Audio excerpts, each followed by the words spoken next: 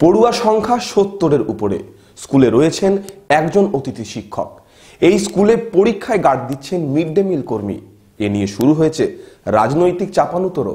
মনোবীক্ষণ polyclinic, চিকিৎসার জগতে এক দশক। এখন এখানে সব বিষয়ে ডাক্তারবাবু একসাথে তলায়। ফোন করুন 7477799515 এই নম্বরে।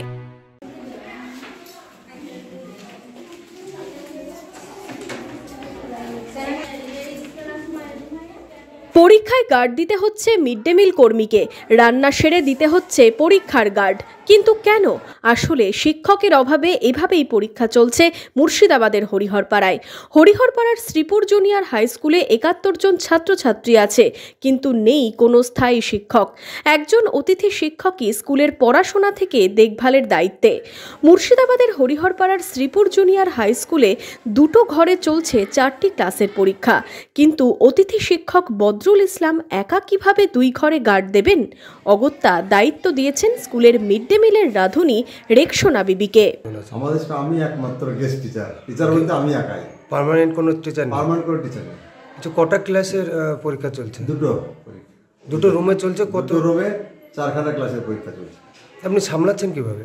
ওই তো সমস্যা, সেই জন্য সমস্যা তো টিচার নেই, আমি একা সামলাচ্ছি। কাউকে মাঝে মাঝে হেল্প নেই, এই বিশেষ করে রাঁধুনিদেরকে হেল্প নিতে হয়। পরীক্ষা হচ্ছে সেজন্য সাহায্য হচ্ছে স্যার। গার্ড দিচ্ছেন? হ্যাঁ, গার্ড দিচ্ছি। কেন? স্যারের অসুবিধা আছে সেজন্য আমি গার্ড দিচ্ছি ওদেরকে। কতজন স্যার এখানে? একজন। কটা রুমে পরীক্ষা হচ্ছে? দুটো রুমে। প্রতিদিনই গার্ড দেন?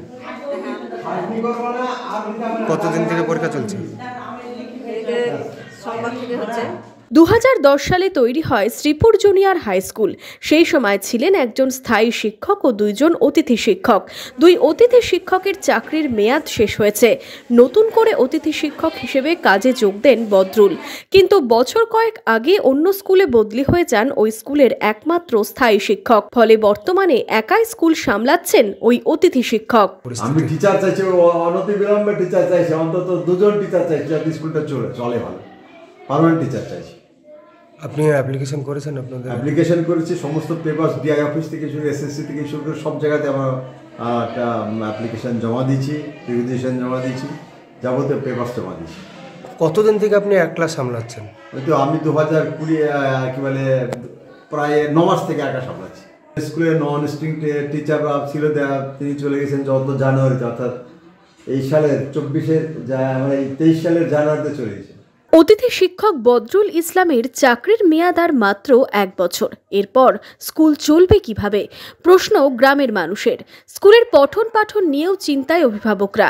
তবে এই নিয়ে শুরু হয়েছে রাজনৈতিক চাপানুতর। এই নিয়ে তৃণমূলকে দুষছে বিরোধী শিক্ষক সংগঠনের সদস্যরা। আসলে স্কুলগুলোয় শিক্ষক নিয়োগ প্রায় বন্ধ এবং সাংঘাতিকভাবে জুনিয়র হাইগুলো ছাত্রাভাবে উঠেও যাচ্ছে। আর যেখানে স্কুল আছে সেখানে ছাত্র নেই, ছাত্র থাকলে শিক্ষক নেই, এই রকম বেহাল অবস্থা।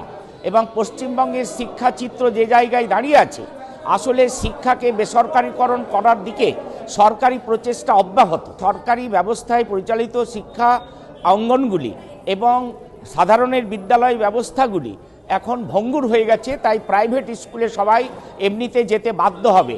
এই ধরনের কর্পোরেট ষড়যন্ত্র, শিক্ষাকে পণ্য করে নিয়ে যাওয়ার ষড়যন্ত্র, এই ধরনের গার্ড একজন কর্মী, একজন ঝাড়ুদার হয়তো কখনো গার্ড দেবেন, যেমন এখন মিড ডে মিল রাঁধুনিরা গার্ড দিচ্ছে।